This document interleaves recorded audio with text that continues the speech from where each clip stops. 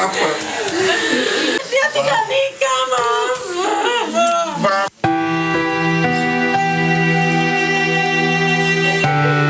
Di depan peti jenazah, ayah dan ibu mendiang Dokter Ica berlutut dan mohon maaf kepada orang tua angkat almarhum, merasa bersalah tak berhasil menjaga anak mereka. Dokter Ica memilih mengakhiri hidupnya diduga akibat stres berat usai mendapatkan dugaan intimidasi dari 3 oknum anggota DPRD Timur Tengah Utara. Mendiang Dokter Ica sebelumnya bertugas di Rumah Sakit Leona menangani seorang pasien rujukan karena gigitan ular. 3 oknum anggota DPRD diduga mengintimidasi Dokter Ica dan menilai lambat. Usai kejadian, Dokter Ica menjadi pribadi yang murung dan sempat curhat ke kerabat mendapatkan teror dari nomor tidak dikenal. Bisa disampaikan ada nomor-nomor asing yang masuk teror. Itu berapa kali? Pokoknya semenjak kejadian itu dia dapat teror terus. Itu dari nomor itu tidak dikenal. Terornya berupa apa? Ya teror nanti pokoknya seperti yang terjadi. Jangan macam-macam. Hasil tes kejiwaan, Dokter Ica mengalami stres tingkat tinggi. Keluarga berharap ketiga oknum anggota DPRD diproses. Dari Kupang, Nusa Tenggara Timur, Eman Suni, iNews melaporkan. Dokter jaga pasien, siapa yang jaga dokter? Dugaan intimidasi apakah bagian dari ujian profesi? Kasus meninggalnya Dokter Ica Pakendoni yang diduga mengalami tekanan psikologis usai peristiwa di tempat kerja kini menjadi sorotan publik dan masih dalam penyelidikan aparat. Di tengah duka dan berbagai versi yang berkembang, muncul pertanyaan, bagaimana negara, institusi kesehatan dan organisasi profesi memastikan dokter dapat bekerja dengan aman baik fisik maupun mental. Untuk membahas lengkapnya lebih lanjut telah bergabung bersama kami Ketua Umum Pengurus Besar Ikatan Dokter Indonesia, Dr. Slamet Budiarto. Selamat sore, Dr. Budiarto.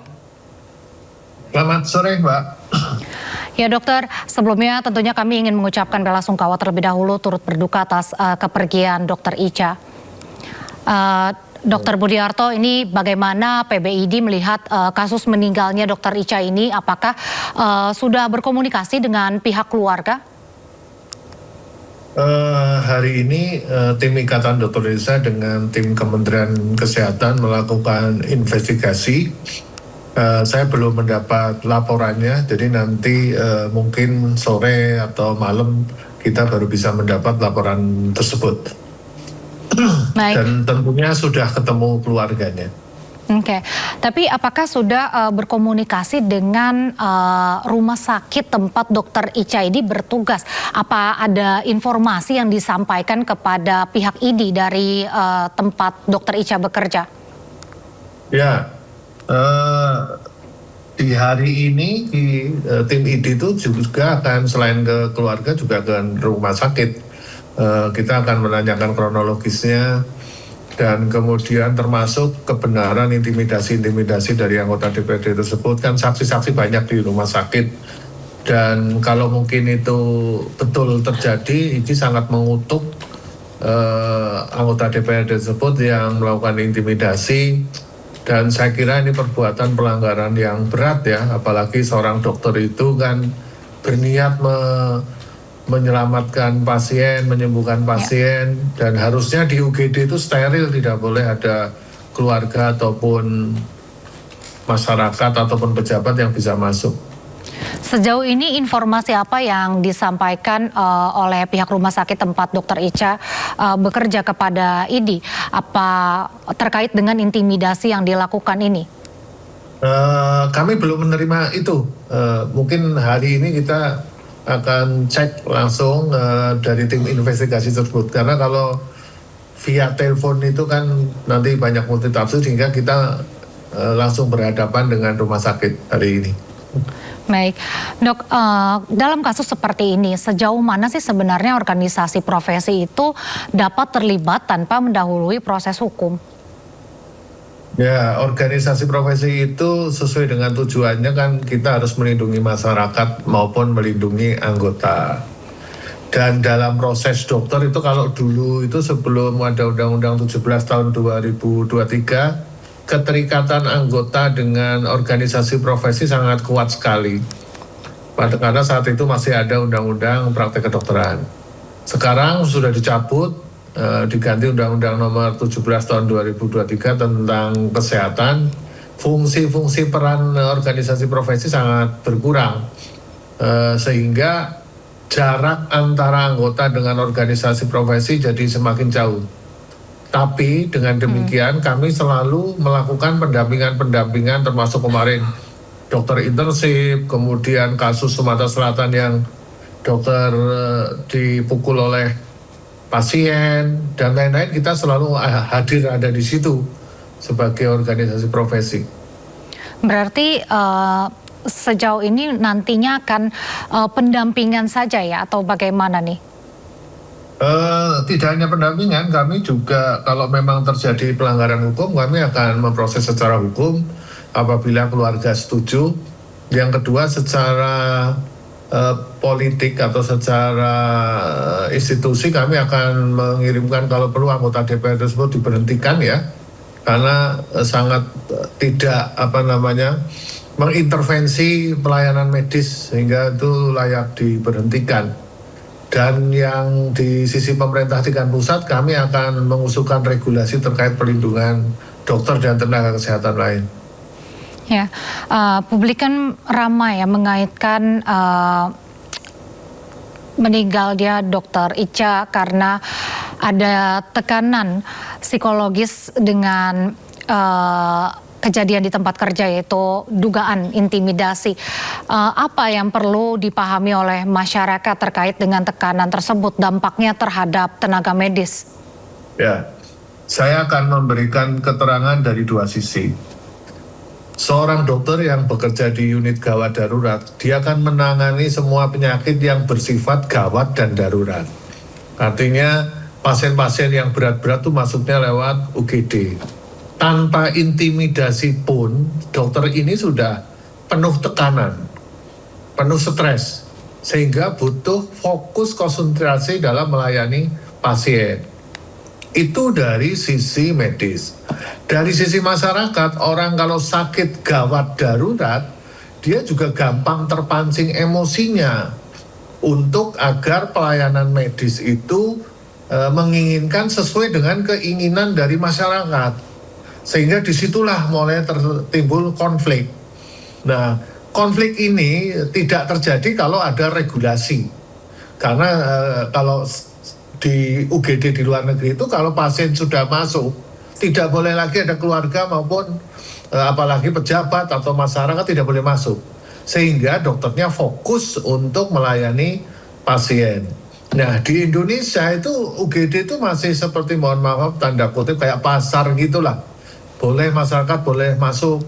Nah, ini adalah kewenangan rumah sakit dalam membuat aturan di rumah sakit. Seharusnya begitu masuk UGD sudah selesai, sudah dilayani, sudah bisa diselesaikan kegawat daruratannya, baru keluarga bisa berkomunikasi dengan seorang dokter. Sehingga keinginan kita harusnya saling memahami dan rumah sakit harus bisa melindungi dokter yang ada di UGD tersebut. Masyarakat, saya juga memahami masyarakat itu harapan terhadap dokter itu sangat tinggi sekali, sehingga mereka menganggap kalau datang ke dokter itu pasti sembuh atau bisa diselamatkan. Manakala tidak sesuai dengan harapan, timbullah tuntutan, timbullah intimidasi dan lain-lain.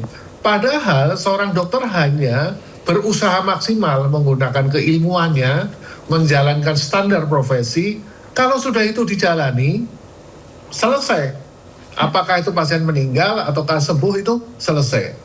Dan jangan dikira kalau seorang dokter pasiennya tidak sembuh, itu juga sedih. Kalau pasiennya dokter meninggal, itu juga sedih, sama seperti keluarga. Nah, itu yang belum dipahami oleh masyarakat. Sehingga masyarakat juga harus memahami tugas-tugas seorang dokter, apalagi di UGD yang penuh dengan tekanan. Baik dok, ini kan banyak dokter yang mengatakan intimidasi verbal di fasilitas kesehatan itu sebenarnya bukan hal baru ya. Tapi seberapa sering sebenarnya tenaga medis itu menghadapi tekanan dari keluarga pasien, bahkan mungkin pejabat ataupun pihak lain lah gitu? Ya sangat sering sekali dan bisa dicek di YouTube, di Google. Itu banyak sekali tenaga kesehatan, tenaga medis yang diintimidasi oleh pejabat, oleh pimpinan daerah, maupun pimpinan di tingkat pusat. Seharusnya itu tidak boleh dilakukan. Nah ini kan sangat memprihatinkan kalau seorang dokter dilakukan intimidasi.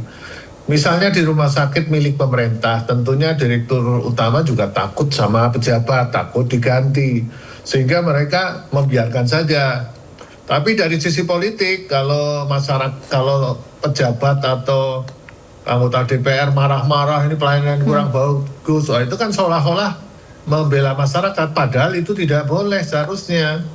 Karena itu tindakan medis itu harus didiskusikan secara privat, bukan konsumsi untuk diviralkan seperti itu.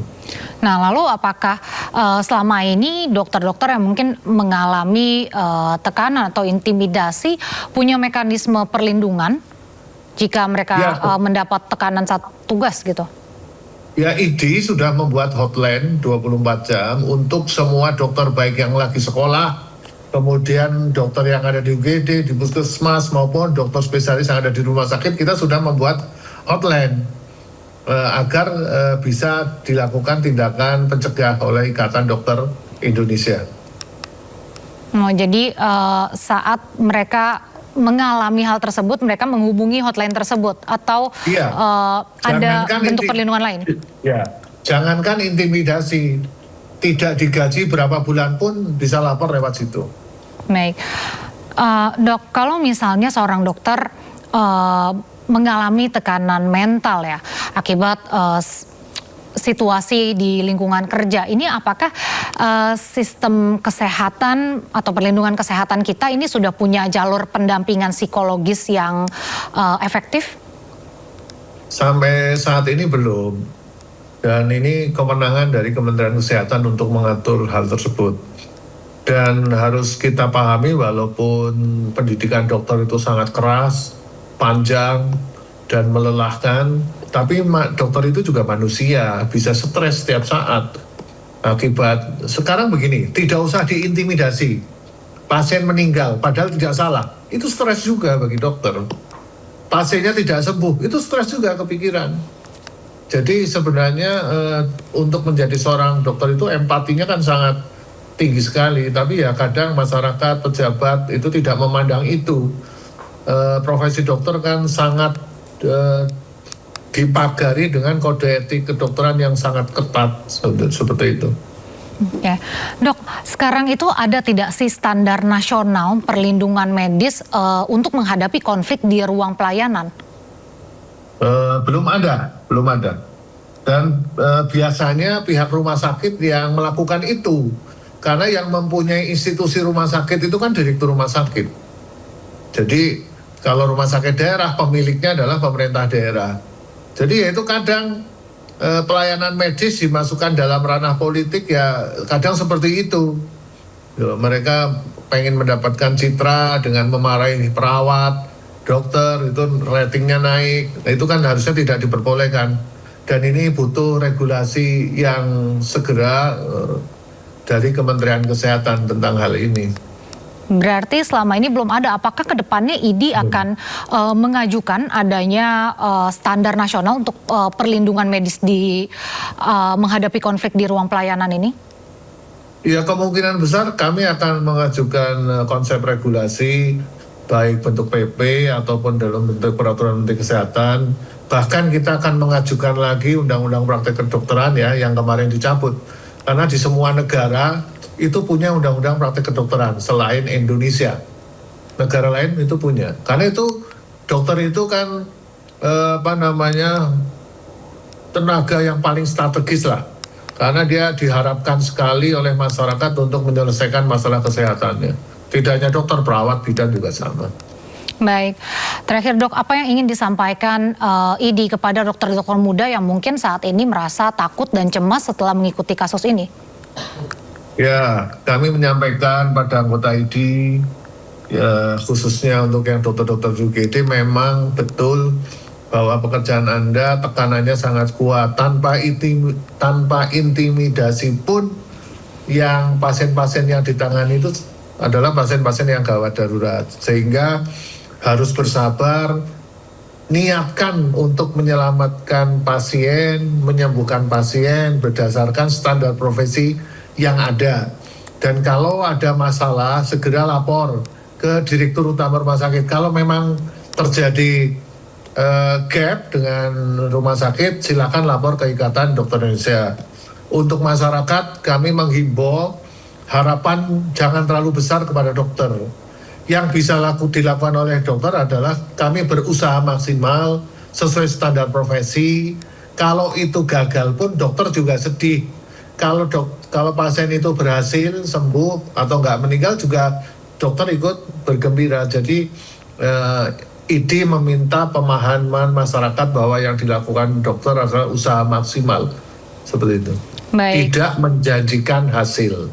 Baik, ya kasus ini masih dalam penyelidikan hingga kini dan kita berharap penyelidikannya berjalan transparan dan memberi kejelasan bagi keluarga maupun publik. Semoga keluarga yang ditinggalkan juga diberikan ketabahan, dan untuk seluruh tenaga kesehatan yang setiap hari berusaha menyelamatkan nyawa, semoga selalu mendapat perlindungan dan rasa aman dalam bertugas.